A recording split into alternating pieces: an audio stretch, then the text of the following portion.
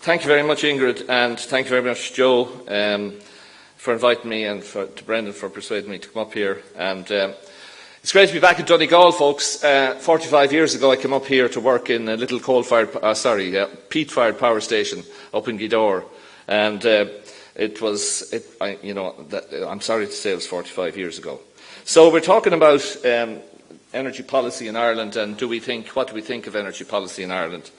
And energy policy in Ireland, unfortunately, is a little bit incoherent. It doesn't make an awful lot of sense. It's not future-orientated. It doesn't have a rigorous intellectual framework to it.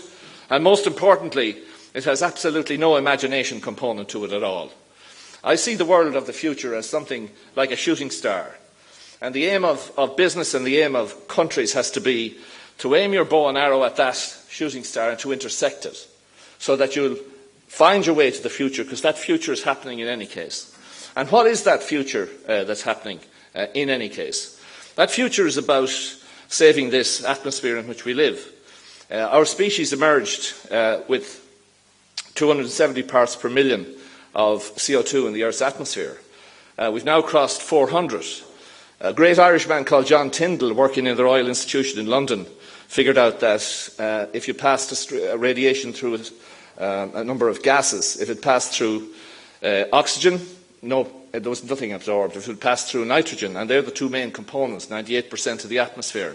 But if you pass it through CO2 or through water vapour or through methane, the energy got absorbed.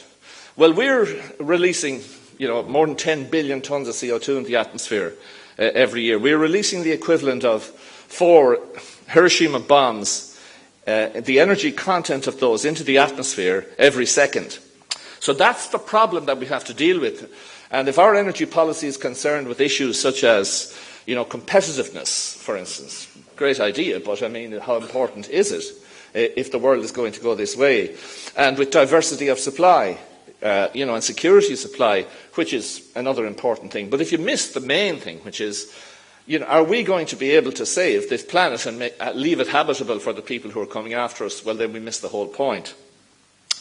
And let's just begin by saying, when we set out 8 years ago in Mainstream, the cost of generation from various sources of electricity was warped. It was not understood very well. It was much more expensive than it is now. If you look at wind power has come down 55% in price since we set Mainstream up 8 years ago. If you look at solar power has come down 80% in price. Now I'm talking about solar PV. That's the direct conversion of radiation from the sun into electricity.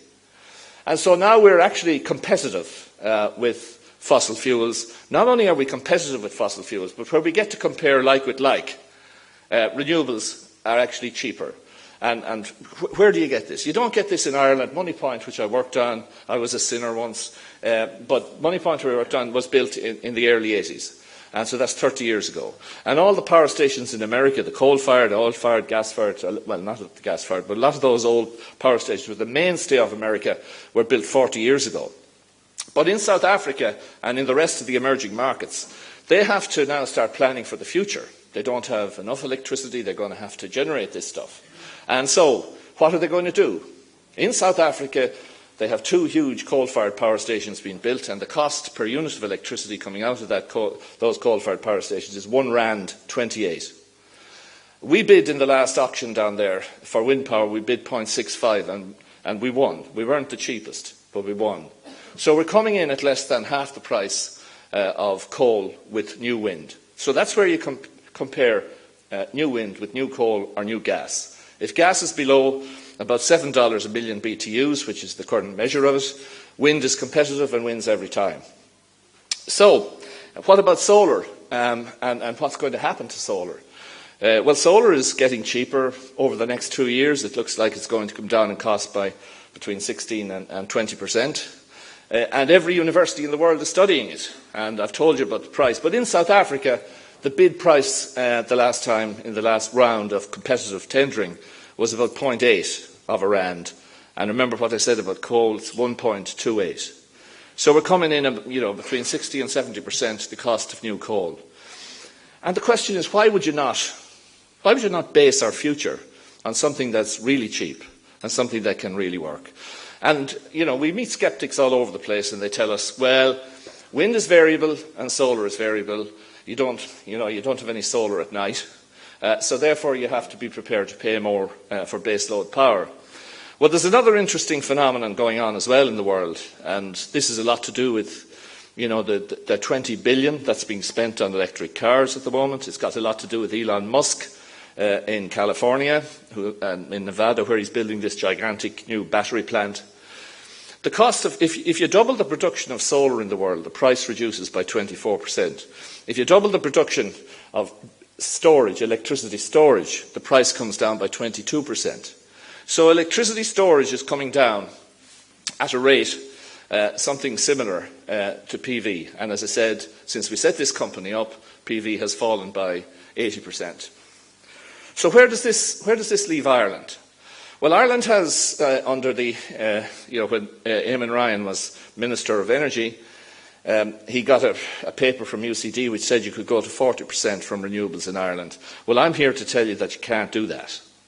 No island system with variable source supply like wind or solar can get really above 25%. There's a few countries that have done it, but they've done it because they have massive interconnection, like Denmark. Denmark is now at 37%. Germany's at 27%, but it's destabilising every electricity system around it. It's got 40,000 megawatts of solar and it's got 40,000 megawatts of wind at an enormous price, which the people there seem to be prepared to pay. Not industry, but the domestic consumers prepared to pay it. So if we are going to try and do what we said we'd do, what we committed to in Europe, what's actually enacted in our legislation, if we're going to do this, we have to start thinking about, well, how do you do this? And there's two ways you can do it, but there's one main way you can do it to get us to 40%. And that's to interconnect heavily and far more profoundly than we've done with Britain, and for Britain to interconnect far more heavily than we've done, than has been done with any part of the continent. Interestingly enough, this is where big-time politics comes into it. I've presented both to Tony Blair and to Cameron on the subject. I know that Tony Blair brought it up with Mrs Merkel in Germany about a profound interconnection to allow those two countries to actually share. If you connect up an 80 million people with a 65 million people, the same spare plant that was covering for variability in customer demand and variability in renewables, the same spare plant will do you. And whereas Blair was prepared to go down this direction, Cameron was not prepared to do that. But we in Ireland are going to face big fines. We can't really get beyond 25% here. It won't be just Colin McCarthy that's given out about renewables in Ireland at that time. It's going to be the government will sit down and say, above 25% approximately, we're going to have to put in one new unit of gas for one new unit of renewable energy, and nobody's going to accept that, and rightly so. So we need to actually use a little bit of imagination when plotting this energy future for ourselves. We need to think, well, how do we do this? And how much are we going to spend on it? And shouldn't we have a national debate about it? Should we not have an educated civil service, which is going to say, well, what happened in Germany? What happened around the world? And what about cost?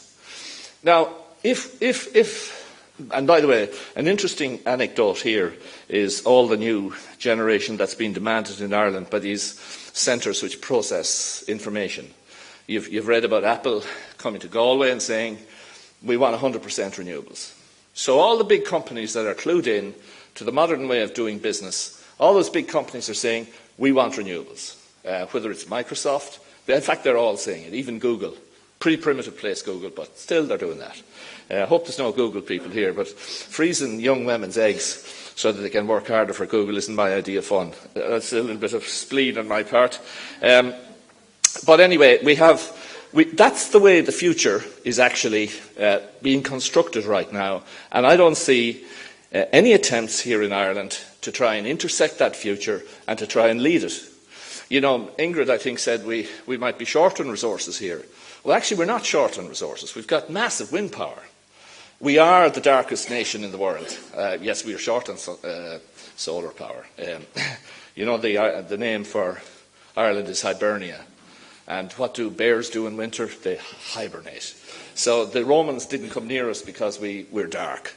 So the future may not be so much with solar until the price reduces a lot, but we don't even need to think about that. We've got phenomenal wind resources here in this country.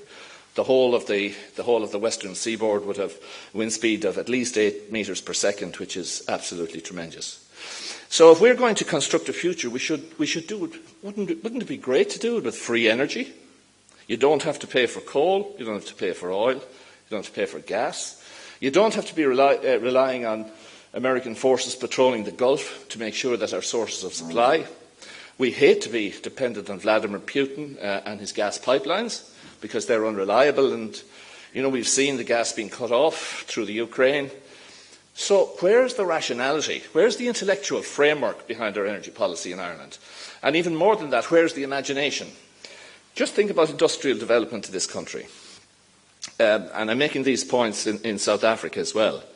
For every megawatt that Germany builds in renewable energy, they employ 8 people. So that's a massive. You can actually construct a future. And when you're as rich in this resource as we are, you can construct this kind of a future. You can go to the big companies and say, we're going to build a big grid here. We're going to become specialists in storage. We're going to, tap into this huge resource that we have here, and we're going to start exporting it. Because when you look around Europe and you look for renewable energy, and you see a zero carbon emission scenario for 2050, and if we are going to keep the emissions in the globe to 450 parts per million, which amounts to a 2-degree rise in temperature, well, then we have to start thinking like this. It's just not an option for us not to do this. We can't be waiting for Germany to announce that, the rest, you shall do this. We should be enthusiastically embracing this here in Ireland. The members of the civil service and members of the political classes should be saying to one another, well, how can we actually, exploit this new technology in the interests of saving the atmosphere and creating jobs? There's a massive employment opportunity there for us. So I just, probably should conclude at this stage and look forward to hearing your concerns. We're a little bit too preoccupied here with looking at our navel and seeing, how many people are objecting to this, that, and the other thing. Instead of saying, well, if we were to do that, if we were to put ourselves in 2050 and look back and say, where on the road did we say we were going to intersect this shooting star of a future? And where did we use our imagination and say we're going to not rely on what we get from handed down to us second hand from other nations and other thinkers? Why don't we use what we have out here? By the way, we've proved it in electricity. I borrowed £25,000 in 1997, along with 3 other guys. And we built a business, and we sold a 10% reduction to the ESB. And we made profit in the supply business every year, except for 1 year when the ESB monopolised the interconnector. But we sold that company for €1,800 million 11 years later. So, that demonstrated that there's big business to be done here. So it's, why wouldn't you save the atmosphere and save the thing for our kids and make good money at it? Isn't that a great vision? Thank you.